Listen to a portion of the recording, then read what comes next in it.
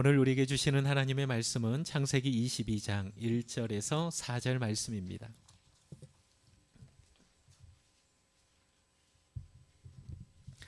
구약 성경 창세기 22장 1절에서 4절 말씀입니다.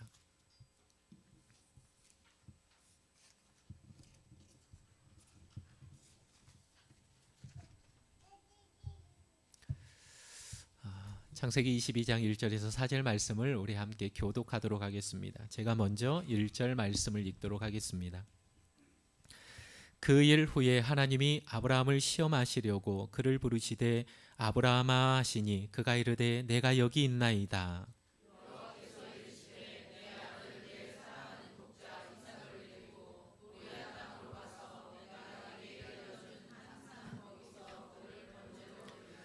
아브라함이 아침에 일찍이 일어나 나귀의 안장을 지우고 두 종과 그의 아들 이삭을 데리고 번제에 쓸 나무를 쪼개어 가지고 떠나 하나님이 자기에게 일러주신 곳으로 가더니 제3일에 아브라함이 눈을 들어 그곳을 멀리 바라본지라. 아멘.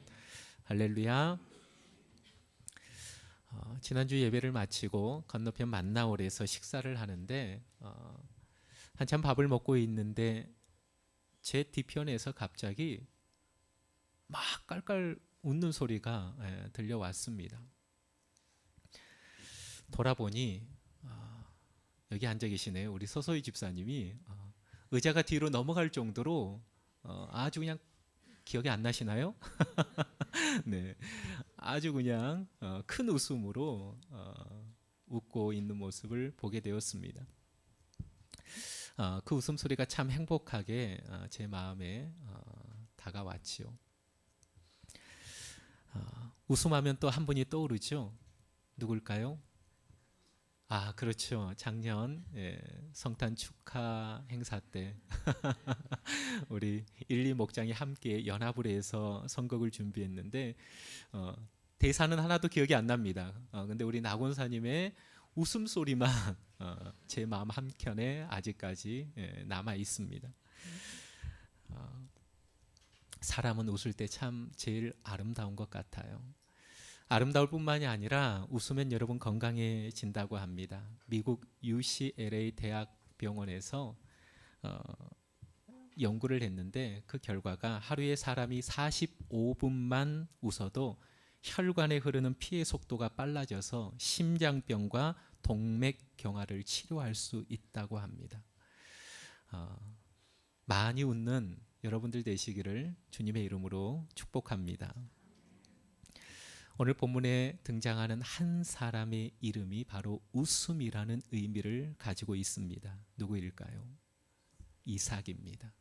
아브라함의 아들 이삭이라고 하는 이름의 의미는 바로 웃음이라는 뜻입니다. 그런데 이삭의 이름에는 두 가지 웃음의 의미가 담겨 있습니다.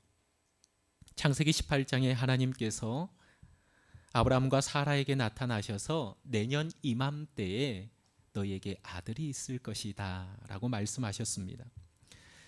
그런데 아브라함의 아내 사라가 웃었습니다. 웃은 이유가 무엇입니까? 내년 이맘때에 아들이 있을 것이다. 내년이면 사라의 나이가 99세입니다. 이미 의학적으로는 아이를 가질 수 없는 그러한 상태였죠. 그런데 내년 이맘때 네 나이 99세에 아들이 있을 것이다 라는 이 말에 어떻게 웃지 않을 수 있었겠습니까? 사라의 웃음은 인간의 한계에서 나온 불가능의 비웃음이었습니다. 도저히 안 된다라는 겁니다. 도저히 불가능하다라는 겁니다. 인간의 한계에서 비롯된 웃음이지만 이 웃음은 비웃음이었습니다. 그런데 창세기 21장에 하나님은 사라로 임신하게 하셨고 아들을 출산하게 하셨습니다. 21장 6절에 사라는 이렇게 고백합니다. 하나님이 나로 웃게 하시니 듣는 자가 다 나와 함께 웃으리로다. 하나님께서는 불가능의 비웃음을 승리의 웃음으로 바꾸어 버리셨습니다. 그렇습니다. 하나님은 우리의 비웃음을 진정한 웃음으로, 진정한 기쁨으로 바꾸시는 전능하신 하나님이신 줄 믿으시기 바랍니다. 사랑하는 성도 여러분, 우리에게도 사라의 나이 99세의 한계의 상황이 찾아올 때가 있습니다. 도저히 안 됩니다. 도저히 불가능합니다. 사라가 고백했던 것처럼, 사라가 비웃었던 것처럼 하나님 안 됩니다라고 하는 그런 절망의 한계에 부딪힐 때가 있다라는 겁니다. 어떤 사람에게는 도저히 고칠 수 없는 질병으로, 어떤 사람에게는 도저히 일어설 수 없는 사업 실패와 가정 해체의 상황들로, 그때 하나님께서는 우리 앞에 전능하신 하나님으로 서 계신다라는 겁니다. 그리고 이렇게 말씀합니다. 너의 인생에 내가 나의 능력으로 승리의 웃음을 만들어 가겠다. 할렐루야.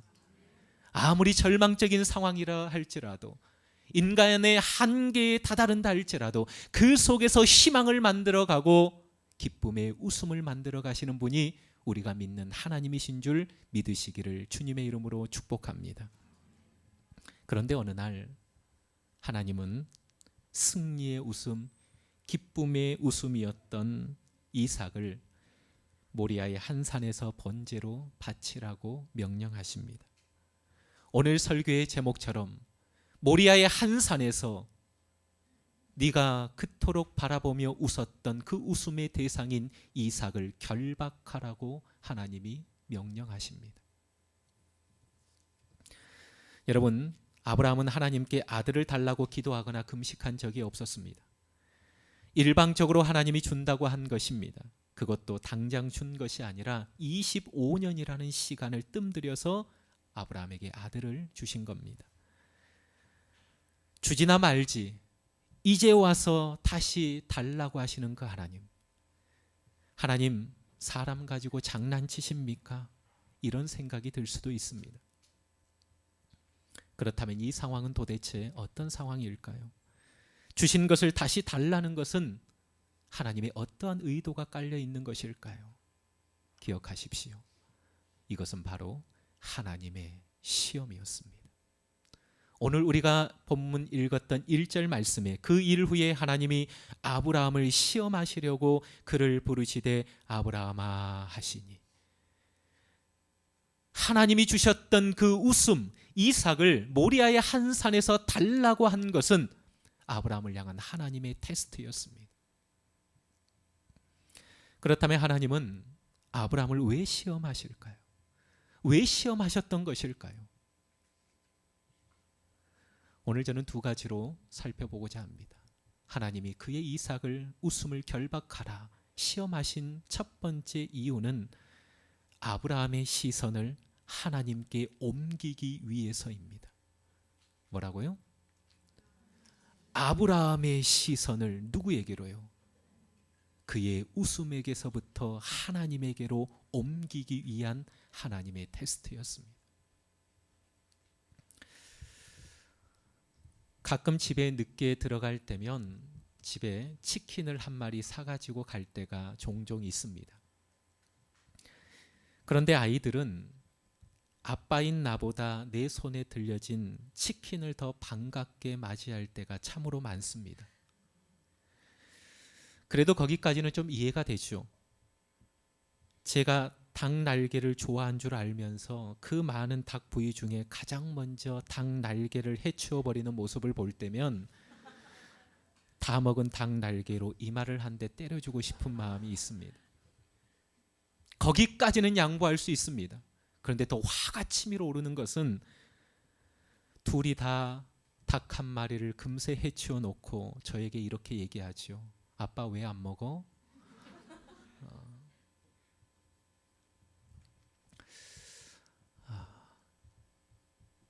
닭뿐이겠습니까? 피자를 사가도 여전히 그들의 시선은 저보다 피자에 먼저 갑니다. 아이스크림을 사가도 여전히 그들의 시선은 제가 아닌 아이스크림에 먼저 시선이 갑니다. 왜 이 얘기를 할까요? 여러분, 시선의 문제입니다. 하나님께서 아들을 줄 것이다. 아니요, 하나님 불가능합니다. 비웃었던 그 아브라함의 가정에 하나님이 1년 후 정확하게 그 가정에 한 아들을 주셨습니다. 비웃음을 기쁨의 웃음으로 바꾸셨습니다. 놀랬습니다. 하나님의 능력을 경험했습니다. 그런데 문제는 시간이 지나면서 그 웃음을 주셨던 그 하나님을 향한 시선이 서서히 아들 이삭이 자라가면서, 이삭이 커가면서 그들의 시선이 하나님보다는 어디로? 이삭에게로 시선이 서서히 옮겨지는 모습을 성경 속에서 발견할 수 있습니다. 하나님께서 아브라함을 찾아오셨을 때 2절에 뭐라고 말씀합니까? 여호와께서 이르시되 내 아들, 내 사랑하는 독자 이삭, 내 아들, 내 사랑하는 독자 이삭, 네 마음 한켠이 아니라 네 중심 속에 자리 잡고 있는 네 아들, 네 독자 이삭. 하나님이 정확하게 아브라함의 중심을 파헤치고 끄집어내셨습니다.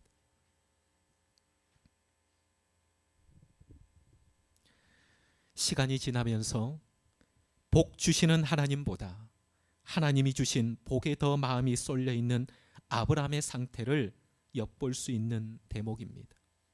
그래서 하나님께서는 네 삶의 중심, 지금 너에게 가장 큰 웃음, 기쁨이 되고 있는 그 웃음 이삭을 결박하라는 겁니다. 무슨 얘기입니까? 정신 차리라는 겁니다. 복 주시는 하나님보다 복 자체에 관심을 갖고 시선이 집중해 있는 아브라함아, 사라야, 정신 차리라는 겁니다. 존 파이퍼 목사님이 이런 얘기를 했습니다. 하나님의 최대의 적은 하나님이 주신 선물이다. 이해가 되시나요? 하나님의 최대의 적은 사탄이 아니라 하나님이 주신 선물이다라는 거예요.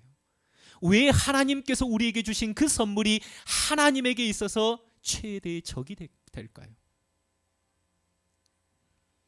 어느 순간 선물에 집중한 나머지 선물을 주신 하나님을 놓쳐버리고 잊어버릴 때가 있기 때문입니다.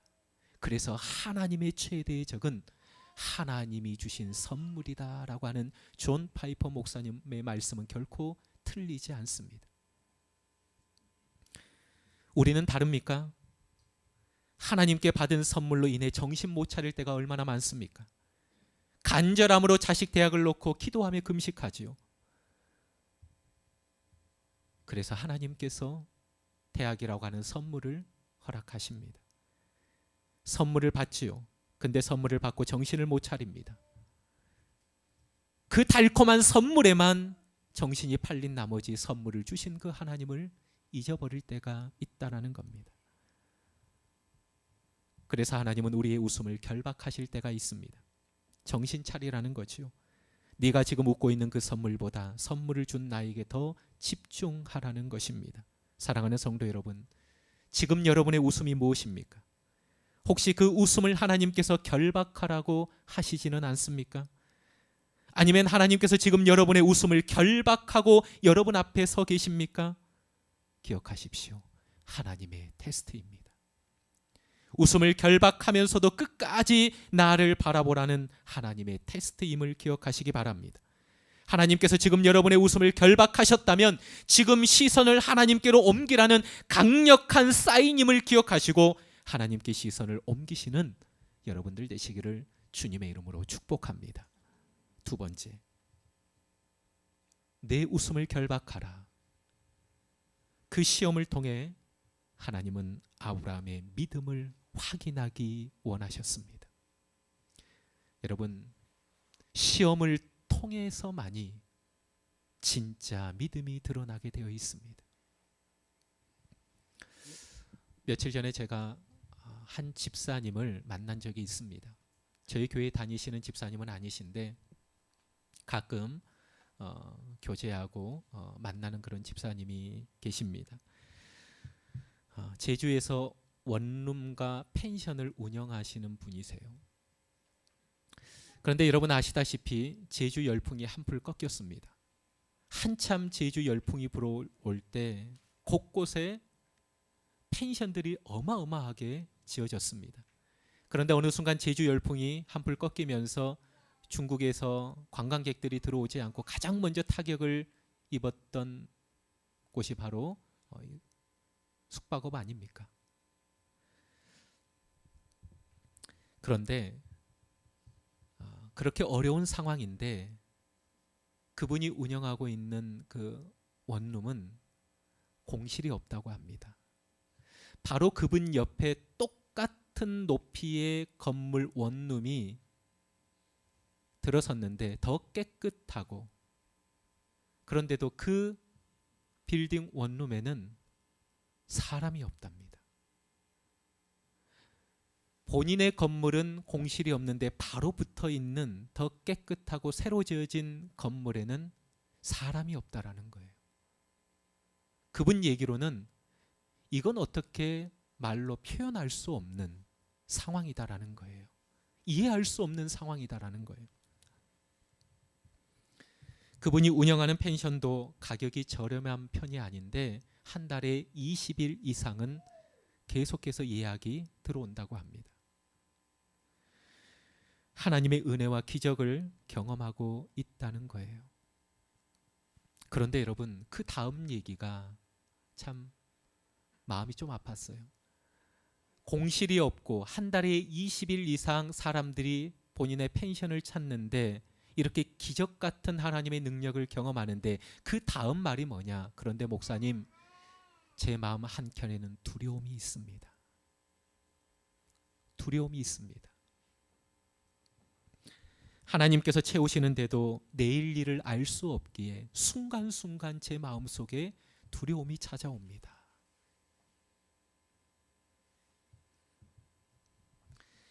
이런 연약한 사람임에도 불구하고 날마다 하나님의 은혜를 체험하는 이유를 잘 몰랐다라는 거예요. 그런데 얼마 전에 아내가 부엌에서 설거지를 하면서 부르는 찬송가에서 그 답을 얻었다고 합니다. 계속해서 두려움이 오는데 아내가 부엌에서 설거지하는데 그 찬송 속에서 답을 얻었는데 그 찬송가의 고백이, 그 찬송가가 이런 찬송가였습니다.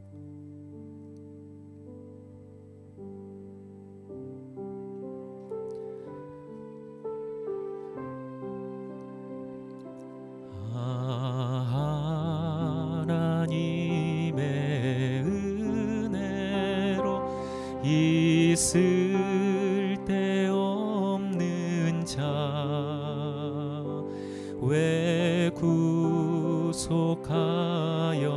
주는지 난 알 수 없도다. 내가 믿고 또 의지함은 내 모든 형편하시는 주님 늘 돌보아 주실 것을 나는 확실히 아네. 아내가 이 찬양을 부르고 있었다라는 거예요.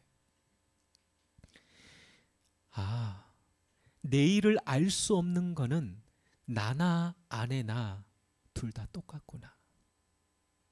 그런데 아내가 알고 있는 것이 있구나. 아내가 믿고 있는 것이 있구나. 내 모든 형편 아시는 주님이 늘 보호해 주신다라는 그 사실을 아내는 알고 믿고 있구나. 아내도 내일 일을 모르고 나도 내일 일을 모르는데 내일 일을 모르는 내 마음에는 두려움이 있는데 동일하게 내일 일을 모르는 그 아내의 마음속에는 평강이 있구나. 기쁨이 있구나. 무슨 차이예요? 저 사람의 마음속에는 믿음이 있구나. 내 삶을 늘 책임지시고 늘 돌보아 주시는 그 하나님, 내가 그분을 믿고 그분을 알고 있습니다. 이 차이구나. 모든 사람이 안 된다라고 아우성치는 이 시대에 하나님이 기적같이 공실 하나도 없이 한 달이면 20일 이상 펜션을 채우는 이 기적같은 역사는 아내의 믿음 때문이구나. 그걸 깨달았다라는 거예요. 큰 은혜가 되었습니다. 새벽에 기도할 때마다 참 애통할 때가 많습니다. 성도님들을 생각하며 기도할 때 가끔 가슴이 미어져 올 때가 있습니다. 왜 저런 고난과 시련을 당해야 하는지, 왜 저분은 저런 눈물 골짜기를 지나가야 하는지, 왜 저런 깊은 웅덩이에 던져져야 하는지, 왜 아브라함처럼 저분의 삶의 자리에 웃음이 결박되어져야 하는지, 하나님 도와주세요. 하나님 살려주세요. 하나님 회복시켜 주세요. 그런데 그 집사님을 만나고 난 후 기도가 달라졌습니다. 하나님, 저 성도가, 저 집사님이 모든 형편 아시는 주님께서 깊은 웅덩이에서도 눈물 골짜기에서도 항상 보호해 주시고 지켜주심을 믿는 믿음의 사람이 되게 하여 주옵소서. 깊은 웅덩이에 던져질지라도, 깊은 고난의 골짜기를 통과할지라도 그 속에서 하나님이 보호하시고 인도하신다라는 이 사실을 믿는 믿음의 사람이 되게 하여 주옵소서. 할렐루야. 사랑하는 성도 여러분, 믿음이 중요합니다. 믿음이 세상을 이기는 것을 믿으시기 바랍니다. 하나님은 이 시대에 믿는 자를 통하여서 하나님의 역사를 써내려 가시는 분이심을 믿습니다. 그렇기 때문에 하나님의 역사를 써내려 가야 되는 그 중심에 서 있는 그 아브라함의 믿음을 확인하고 싶었던 겁니다.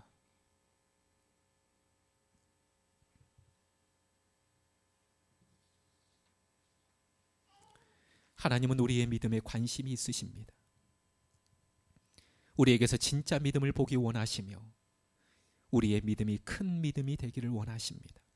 그래서 가끔 고난과 시련을 우리에게 허락하실 때가 있습니다. 고난과 시련 앞에서 서봐야 진짜 내 믿음이 드러나기 때문입니다.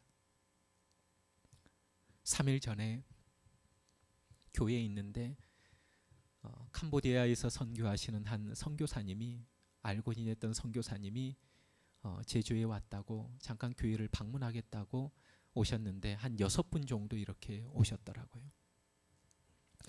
6분 정도 오셔서 차를 대접하는데 만나울에 가면 차가 담긴 조그만한 박스가 있습니다.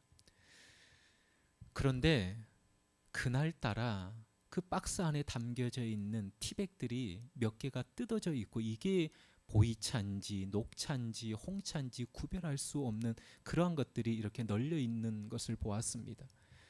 이게 도대체 무슨 차인지 모르고 그냥 이렇게 컵에 놓았죠. 그런데 금방 알겠더라고요. 처음에는 눈으로 확인할 때는 급한 마음에 이게 뭐가 뭔지를 잘 몰랐어요. 그런데 그 티백에 뭘 따르는 순간, 뜨거운 물을 따르는 그 순간 색깔을 통하여, 향기를 통하여 아, 이게 녹차구나, 이게 보이차구나 알게 되었습니다. 우리의 삶도 그렇습니다. 뜨거운 물이라는 고난은 나의 진짜 모습을, 진짜 믿음을 드러내게 만듭니다. 사랑하는 성도 여러분, 혹시 지금 깊은 고난의 골짜기를 통과하고 있습니까? 깊은 웅덩이에 던져져 있습니까? 하나님께서 여러분들의 믿음을 확인하시기 위하여, 여러분의 믿음을 더욱더 강한 믿음으로 연단하기 위하여 때로 우리를 그런 깊은 고난의 골짜기로 던져 넣으심을 믿으시기 바랍니다. 서양 속담에 이런 말이 있습니다. 흐르는 냇물에서 돌들을 치워버리면 그 냇물은 소리를 잃어버린다. 흐르는 냇물에서 돌들을 걷어내버리면 그 냇물은 소리를 잃어버린대요. 무슨 얘기입니까? 흘러가는 시냇물의 아름다운 소리는 곳곳에 박혀 물의 흐름을 방해하는 돌들 때문이라는 거예요. 그 곳곳에 박혀 있는 돌들이 없다면 그 시냇물은 졸졸졸졸 이런 아름다운 소리를 내지 못한다라는 겁니다. 하나님은 우리 인생에 시험의 돌을 던지며 우리를 찾아오실 때가 있습니다. 하나님께서 오늘 저와 여러분에게 찾아오셔서 아브라함에게 하셨던 것처럼 너의 웃음을 결박하라는 시험의 돌 하나를 던질 때가 있습니다. 우리의 믿음을 보기 위함입니다. 진짜 믿음으로 세상에서 아름다운 소리를 내는 사람 되게 하기 위해 웃음을 결박하라는 시험의 돌을 내 앞에 던질 때가 있다라는 것입니다. 그럴 때 여러분, 지금으로부터 4,000년 전 먼저 시험을 통과했던 믿음의 조상 아브라함처럼 믿음으로 웃음을 결박할 수 있는 믿음이 있기를 주님의 이름으로 축복합니다. 또한 하나님께서 우리의 웃음을 결박하고 찾아오실 때 웃음에만 시선을 빼앗기지 말고 웃음을 주신 하나님 자신을 바라보라는 사인인 줄 알고 하나님께 믿음의 시선을 고정하는 저와 여러분이 되시기를 주님의 이름으로 축원합니다. 너의 웃음을 결박하라. 두 가지입니다. 나에게 시선을 고정하라. 너의 믿음을 보이라. 기도하겠습니다. 우리 함께 찬양하면서 결단의 기도를 드리도록 하겠습니다.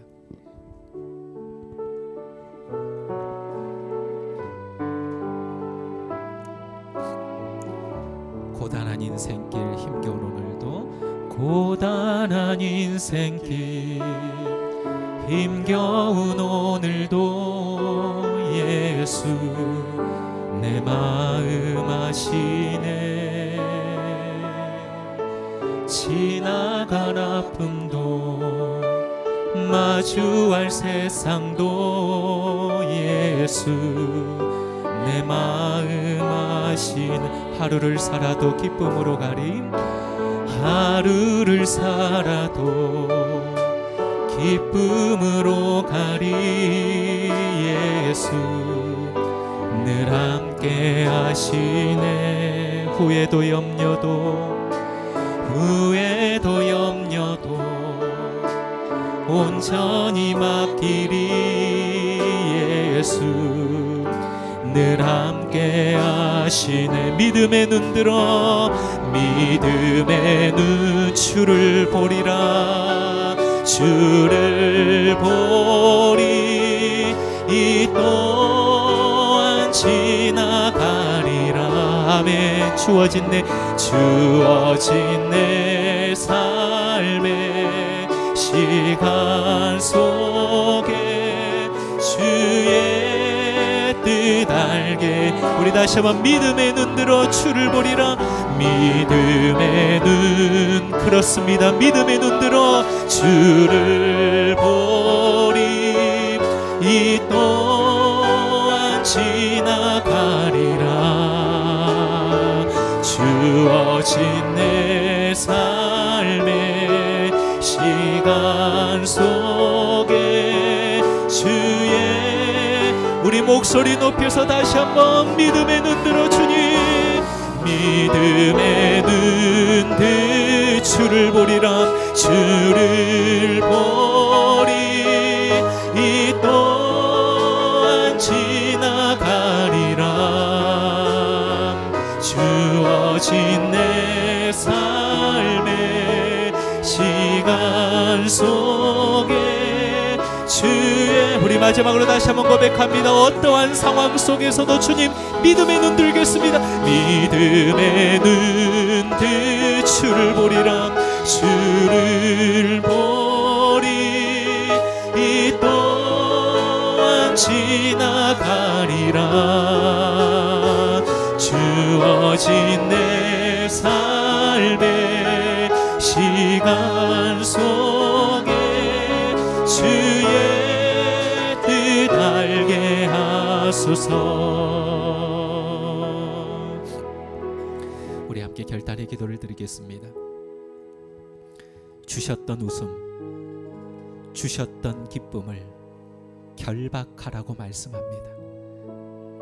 네 아들 이삭, 너의 웃음을 모리아의 한 산에서 결박해라. 왜 주신 것을 다시금 결박하라고 말씀합니까?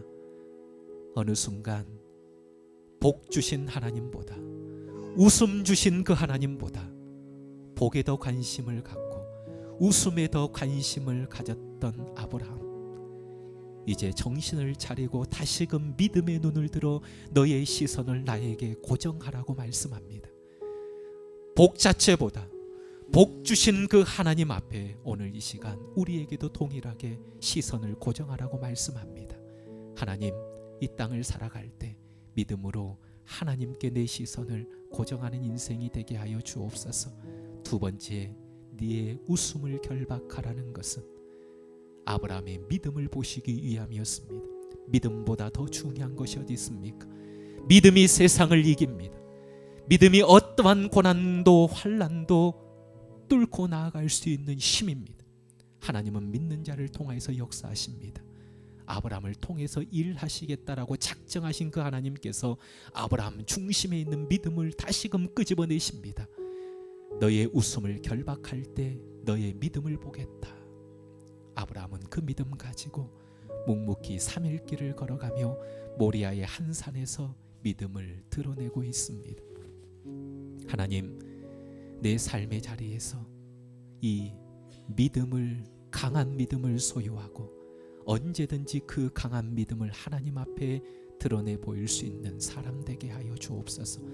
강한 믿음을 소유하는 인생 되게 달라고 이 시간 우리 두 가지 기도 제목을 가지고 함께 기도하며 나아가겠습니다. 기도하겠습니다. 하나님 아버지, 감사합니다. 오늘 말씀을 통하여서 4000년 전 100세 때 주셨던 그 아들 이삭, 그 웃음 이삭, 그 이삭을 하나님께서 모리아의 한 산에서 이제 결박하라고 말씀하고 있습니다. 너의 웃음을 결박해라 주셨으면서도 왜 또다시 그 웃음을 결박하라고 하나님이 말씀하고 있습니까? 어느 순간 시간이 지나면서 아브라함의 기쁨이 하나님이 아닌 이삭이 되어버렸습니다. 아브라함 중심의 하나님보다 이삭이라고 하는 그 웃음의 존재가 더 크게 자리 잡고 있었던 것을 하나님이 끄집어내셨습니다. 네 아들 이삭, 네 사랑하는 독자 이삭을 모리아의 한 산에서 결박하라고 하나님이 말씀하고 있습니다. 정신 차리라는 겁니다. 너의 시선을 다시금 이삭에게서부터 나에게 옮기라는 것입니다. 복보다는 복을 주신 그 하나님께로 너의 시선을 다시금 옮기라고 주님 명령하고 있습니다. 우리는 어떠합니까? 우리도 아브라함의 모습처럼 그런 모습을 보이며 살아가고 있지는 않습니까?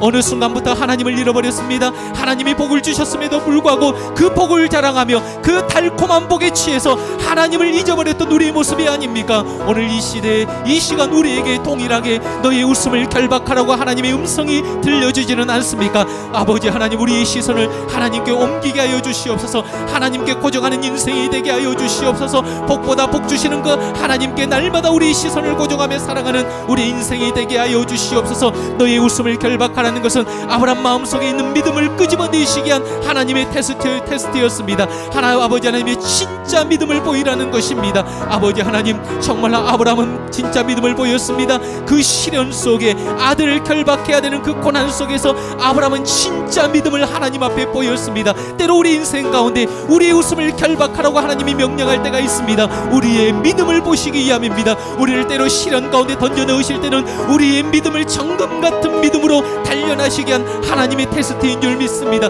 믿음보다 귀한 것이 어디 있습니까? 정금 같은 믿음을 소유해서 하나님 앞에서 칭찬과 영광과 존귀를 받게 하기 위하여서 때로 우리의 믿음을 연단시키시고 때로 우리의 믿음을 강하게 연단시키시는 그 하나님을 볼 때가 있습니다. 주여 아버지 하나님이여, 우리의 웃음을 결박하라고 말씀하실 때 때론 우리의 삶 가운데 웃음을 결박하시며 우리를 찾아오실 때 그 하나님 앞에 진정한 참된 믿음을 보일 수 있는 하나님의 사람들이 다 되게 하여 주시옵소서. 한 주간 세상 속에서 믿음으로 승리하게 하여 주시옵소서. 믿음이 이김을 알고 그 강한 믿음을 소유하며 하나님을 기쁘시게 하는 하나님의 종들이 다 되게 하여 주시옵소서. 주님 감사합니다. 주님 영광 받아 주시옵소서.